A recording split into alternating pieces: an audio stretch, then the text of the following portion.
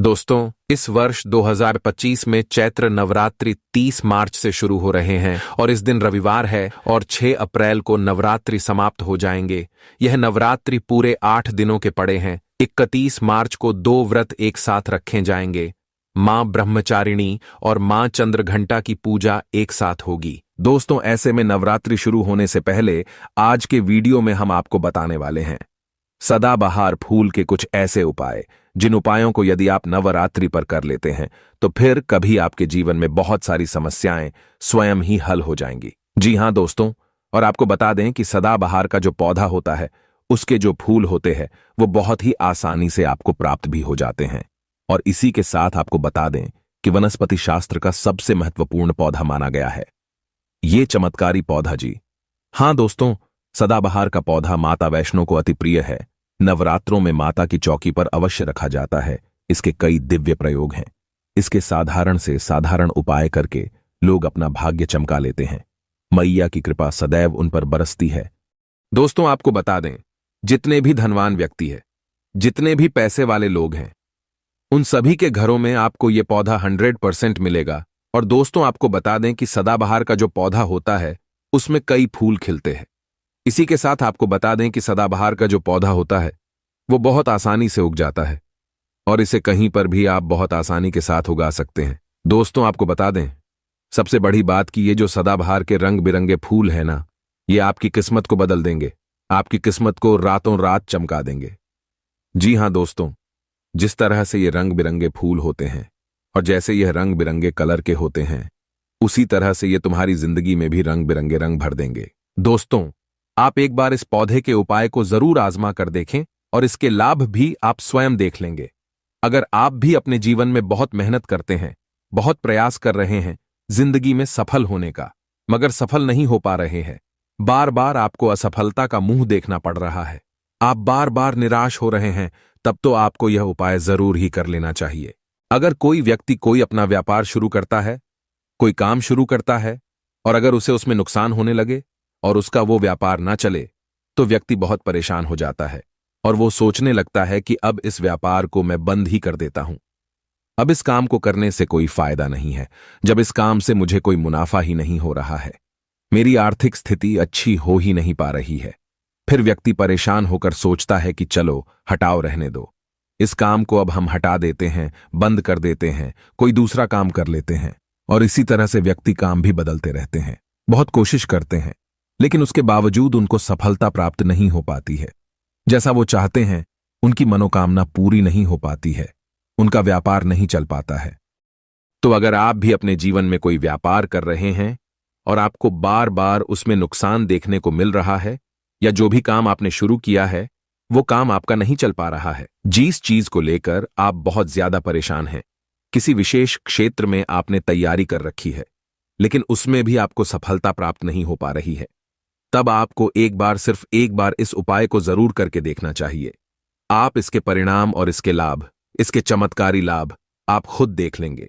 इसी के साथ दोस्तों, इस उपाय को वो लोग भी कर सकते हैं जिनके सर पर बहुत ज्यादा कर्जा हो गया है या जिसने किसी से बहुत ज्यादा उधार पैसा ले लिया है और वो उस उधार को चुकाने में सक्षम नहीं है, चुका नहीं पा रहे हैं।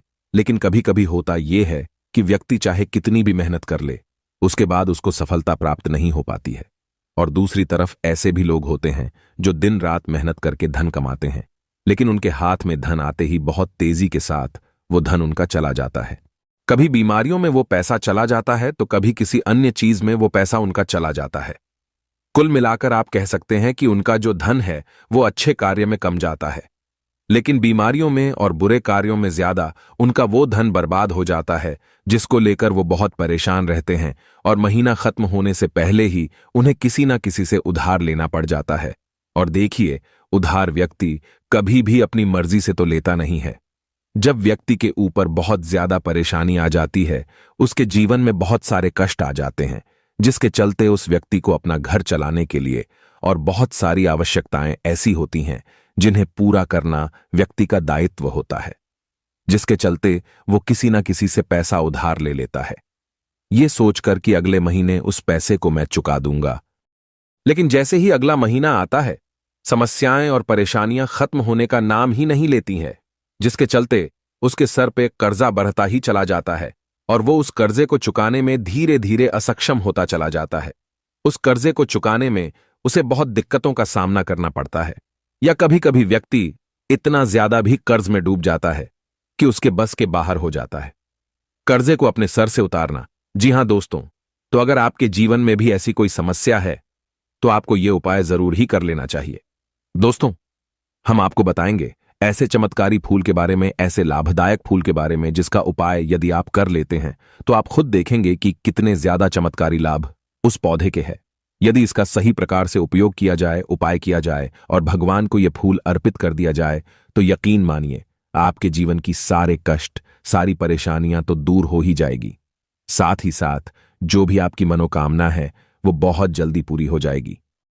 इसी के साथ दोस्तों, आपके जीवन में अगर धन से जुड़ी समस्याएं बन चुकी हैं, आपके जीवन में धन आना बंद हो गया है, अगर आप चाहते हैं कि आपके जीवन में, आपके घर में धन की वर्षा होने लगे, तो आपको कुछ भी नहीं करना है।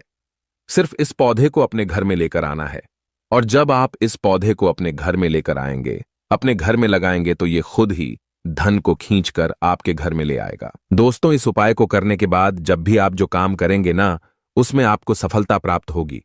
और इस उपाय को करने के बाद यदि आप मिट्टी भी बेचने जाएंगे ना, तो उससे भी आपको कई गुना लाभ प्राप्त होगा। तो आज की वीडियो में हम आपको 3 से 4 उपाय ऐसे बताएंगे जो सदाबहार फूल के ही उपाय है, और जिन उपायों को यदि आप कर लेते हैं तो आपको कई गुना लाभ इन उपायों का मिल जाएगा। तो आपको सिर्फ इतना करना है कि आपको जो भी उपाय हम आपको बताएंगे उन्हें बहुत ध्यानपूर्वक सुनना है और उपायों को अच्छे से समझ के करना है, जिससे कि आपसे कोई भूल चूक ना हो। बिल्कुल अच्छे से आप वीडियो को पूरा देखें और उपायों को तभी करें जब आप वीडियो को पूरा देख लें और उपायों को अच्छे से समझ लें, तभी आपको ये उपाय लाभ देंगे। दोस्तों, इसी के साथ कमेंट सेक्शन में सबसे पहले माता शेरोवाली के लिए जयकारा लगा दें। आप चाहें तो अपने इष्ट देव का जयकारा लगा दीजिए, किसी का भी आप जयकारा लगाए, लेकिन जयकारा जरूर लगाएं। और अगर आप हमारे चैनल पे पहली बार आए हैं तो चैनल को जरूर सब्सक्राइब कर ले और वीडियो को लाइक जरूर कर दे। तो चलिए जल्दी से हम आपको बता देते हैं कौन कौन से हैं वो उपाय। देखिए, ये तो आप सभी जानते हैं कि संसार में बहुत तरह के वृक्ष पाए जाते हैं और सभी वृक्षों का अलग अलग महत्व होता है। उन्हीं में से कुछ पेड़ पौधे, कुछ वृक्ष ऐसे होते हैं जो देवी तुल्य होते हैं। मतलब कहने का है कि जिन्हें देवी का दर्जा प्रदान किया गया है, जिन्हें देवताओं का दर्जा प्रदान किया गया है। जैसा कि आप जानते हैं, तुलसी का पौधा हो गया, पीपल का वृक्ष हो गया, बट वृक्ष हो गया, ये सभी बहुत पूजनीय पौधे माने गए हैं। तो आपको बता दें कि कुछ वृक्ष ऐसे होते हैं जिनमें दैव्य शक्ति होती है, जिनके अंदर बहुत अलौकिक चमत्कार होते हैं। अगर बात कर ले पीपल के पेड़ की, तो उसमें साक्षात श्री हरिविष्णु का वास माना गया है और समस्त देवी देवताओं का वास भी पीपल के पेड़ के अंदर माना जाता है। और अगर हम बात करें समी के पेड़ की, तो समी का जो पेड़ होता है उसे शनिदेव की तरह ही देखा जाता है।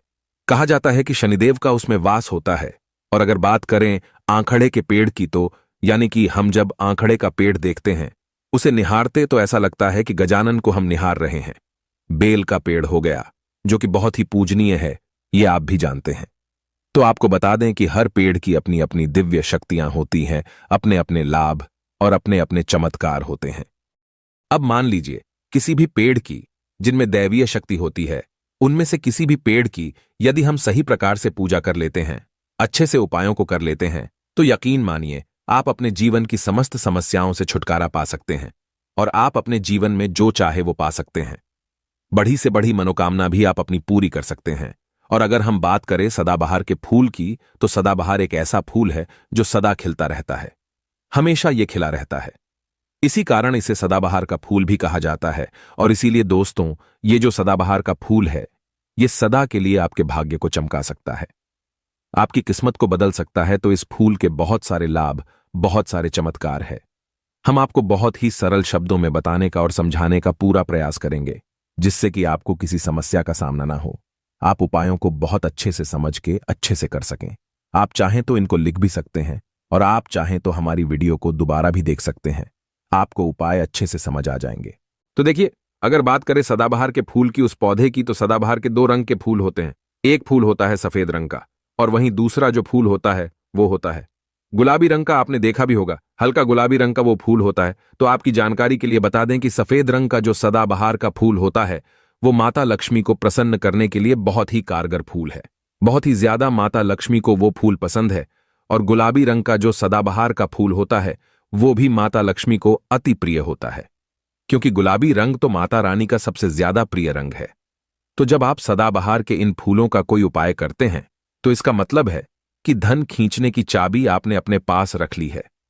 धन खींचने का पौधा अब आपने अपने घर पर लगा लिया है।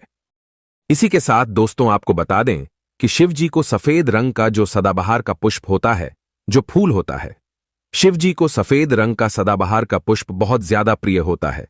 यदि आप इस सफेद रंग के पुष्प को शिव जी को अर्पित करते हैं तो आपके जीवन की बहुत सारी समस्याओं से आपको छुटकारा मिल जाएगा, और आपके जीवन में जो भी राहु केतु का दोष है वो भी पूरी तरह से समाप्त हो जाएगा।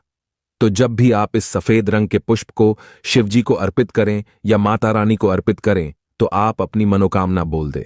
आपकी कैसी भी मनोकामना है वो जरूर पूरी हो जाएगी। और यदि आप इस सफेद रंग के पुष्प को शिव जी को अर्पित करते हैं तो शनिदेव भी आपसे बहुत प्रसन्न होते हैं।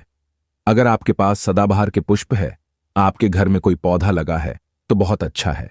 लेकिन अगर आपके घर में सदाबहार का फूल नहीं है, पौधा नहीं है, तो आपको अपने आसपास ये बहुत ही आसानी से प्राप्त हो जाएंगे। वहां से भी आप इन फूलों को ले सकते हैं। तो चलिए, सबसे पहला उपाय हम आपको बता देते हैं कि आपको सफेद रंग के सदाबहार के पुष्प लेने हैं और किस दिन इस उपाय को करना है। आपको यह उपाय करना है शुक्रवार के दिन। तो दोस्तों आपको सफेद रंग के पुष्प तोड़कर लाना है और उनसे ही आपको उपाय करना है।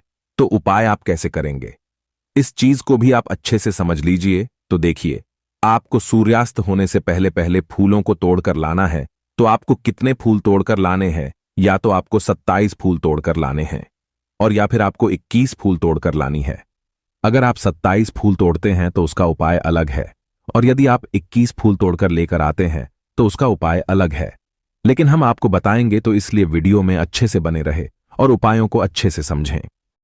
तो अगर आप 27 फूल तोड़कर लाए हैं सफेद रंग के, ठीक है ना, सदाबहार के 27 फूल सफेद रंग के, यदि आप तोड़कर लेकर आए हैं, जब आप 27 फूल सफेद रंग के सदाबहार के तोड़कर ले आएंगे, उसके बाद आपको अपने घर के मंदिर के पास आना है और आपको लेना है एक दिया, और लंबी बाती का आपको एक दीपक जलाना है। दीपक आप घी का जला सकते हैं। उसके बाद आपको एक लाल रंग का छोटा सा कपड़ा लेना है और लाल कपड़ा वहां मंदिर में आपको बिछा देना है। अब आपको मौली के धागे से लपेटकर इन फूलों की माला बना लेनी है।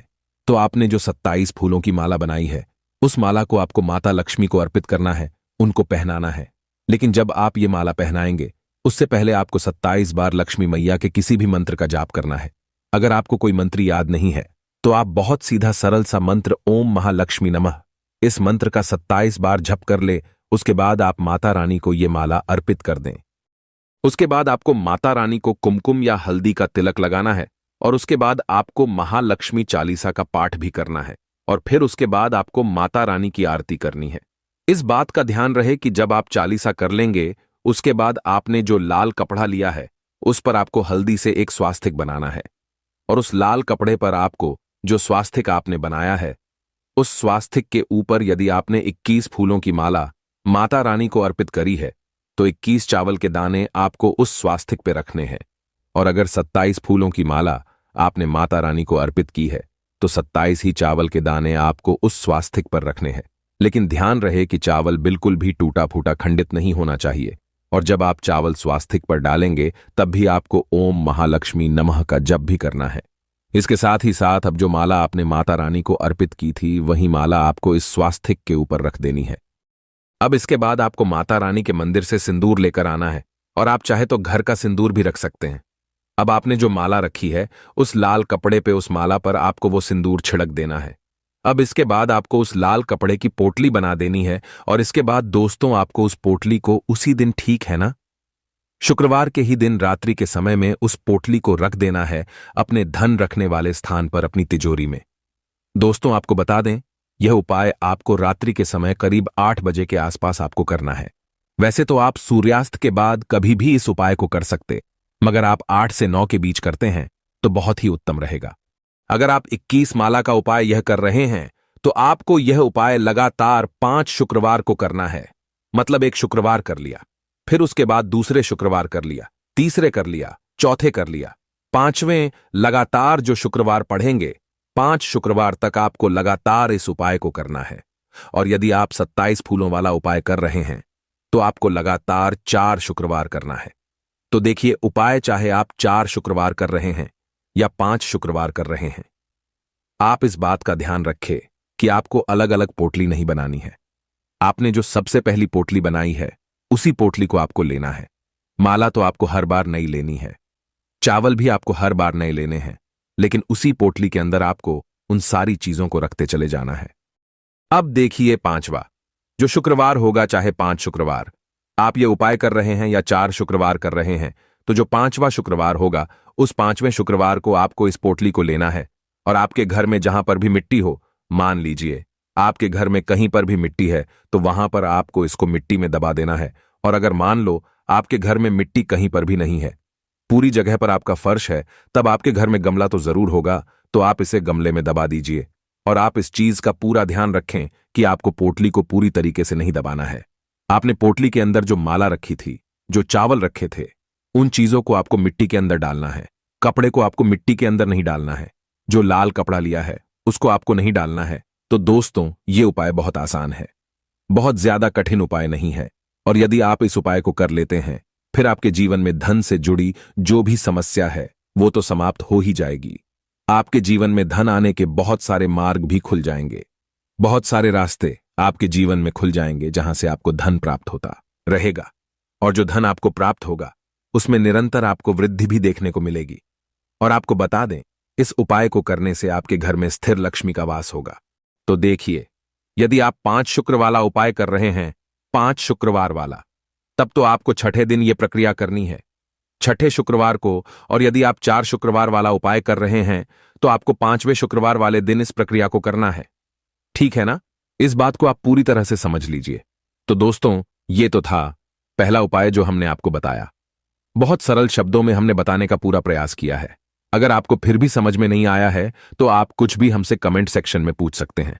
तो अगर आपने अभी तक हमारी वीडियो को लाइक नहीं किया है तो गाइस प्लीज वीडियो को लाइक कर दीजिए और कमेंट सेक्शन में जयकारा जरूर लगा दीजिए। तो चलिए अब बात कर लेते हैं दूसरे उपाय की।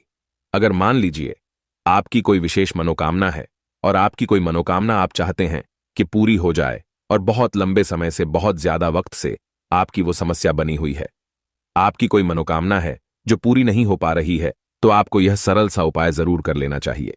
चाहे आपकी कैसी भी मनोकामना हो, जैसे मान लीजिए आपके जीवन में संतान सुख आपको प्राप्त नहीं हो पाया है और आप चाहते हैं कि आपको संतान की प्राप्ति हो जाए, या फिर आप एक अच्छे जीवन साथी की कामना करते हैं, आपके विवाह से जुड़ी कोई समस्या है, धन से जुड़ी कोई समस्या है, कहने का मतलब है कि हर प्रकार की समस्या का उपाय है ये एक छोटा सा उपाय। तो दोस्तों, ये उपाय बहुत ही ज्यादा खास उपाय है। क्यों? क्योंकि ये आपकी हर प्रकार की समस्या को समाप्त करता है और आपकी जो भी मनोकामना है उसे पूरी करता है। इसलिए यह उपाय बहुत ही ज्यादा खास हो जाता है, इसका महत्व बहुत ज्यादा बढ़ जाता है। तो इस उपाय को करने के लिए आपको लेने हैं सदाबहार के 9 गुलाबी रंग के फूल। ठीक है ना? हम आपको फिर से बता देते हैं कि सदाबहार के गुलाबी वाले फूल आपको 9 लेने हैं और इसी के साथ आपको तांबे के पात्र में, तांबे के लोटे में जल लेना है और यह उपाय करना है। आपको सोमवार के दिन तो यह उपाय आपको सुबह के समय करना है। सुबह जल्दी उठकर स्नान आदि करने के बाद आपको स्वच्छ वस्त्र धारण करने हैं और तांबे के लोटे में आप पूरा जल भर लीजिए और उस तांबे के लोटे में आप उन फूलों को डाल दीजिए जो 9 फूल आपने लिए हैं, गुलाबी रंग के सदाबहार वाले फूल। और उसके बाद आपको शिवजी के मंदिर में जाकर, शिवालय में जाकर ओम नमः शिवाय इस मंत्र का जाप करना है पूरे 108 बार। और आपको बता दे, आप श्री शिवाय नमस्तुभ्यं इस मंत्र का जब भी कर सकते हैं तो आपने जो जल लिया है और जो फूल उसके अंदर डाले हैं वो दोनों आपको शिवलिंग पर अर्पित कर देने हैं, चढ़ा देने हैं। और ऐसा करते समय जब आपकी जो भी मनोकामना है उसको आप बोल दीजिए। यह उपाय यदि आप कर लेते हैं तो आपकी कितनी भी बड़ी मनोकामना हो, चाहे कैसी भी समस्या हो, वो समाप्त हो जाएगी और आपकी मनोकामना पूरी हो जाएगी। चाहे जैसी भी आपकी मनोकामना हो, संतान से जुड़ी हो, व्यापार से जुड़ी हो, धन से जुड़ी हो, स्वास्थ्य से जुड़ी हो, कैसी भी आपकी मनोकामना हो। दोस्तों, आपको बता दें, यह उपाय जो व्यक्ति करता है उसके जीवन में चाहे जैसा भी दोष हो, कोई भी वास्तु दोष हो, कोई भी कुंडली दोष हो, वो पूरी तरह से समाप्त हो जाता है। और दोस्तों, आपको बता दें, यह उपाय करना है आपको 5 सोमवार लगातार। ठीक है ना? जब आप पहले सोमवार करेंगे उसके बाद दूसरे सोमवार, तीसरे सोमवार, चौथे सोमवार, पांचवें सोमवार, 5 सोमवार आपको लगातार करना है। बीच में गैपिंग नहीं करना है आपको, ठीक है ना? गैप नहीं देना है। दोस्तों, बात करते हैं कि यदि आपने यह उपाय सोमवार के दिन सुबह के समय किया है और 9 से 10 के बीच किया है, तो आपको हर सोमवार को वैसे ही करना है जैसे आपने पहले सोमवार को किया है। इस चीज को आप विशेष करके ध्यान रखें। तो दोस्तों, यदि आप इस उपाय को कर लेते हैं तो आप अपनी कैसी भी मनोकामना पूरी कर सकते हैं। इन छोटे सरल से उपायों को करके आपको अपने मन में पूरी सच्ची श्रद्धा और पूरा विश्वास होना चाहिए, तब ये उपाय असर करते हैं। दोस्तों, आज की वीडियो में बस इतना ही। मिलते हैं आपसे एक नई वीडियो के साथ। अगर आपने अभी तक जयकारा नहीं लगाया है तो कमेंट सेक्शन में जयकारा जरूर लगा दीजिए। जयकारा लगाने से आपकी जो भी मनोकामना है वो बहुत जल्दी पूरी होती है। और साथ ही वीडियो को लाइक जरूर कर दीजिए। हमारे चैनल पर पहली बार आए हैं तो सब्सक्राइब करना ना भूलें। मिलते हैं एक नई वीडियो के साथ। हर हर महादेव, जय शिव शंभू।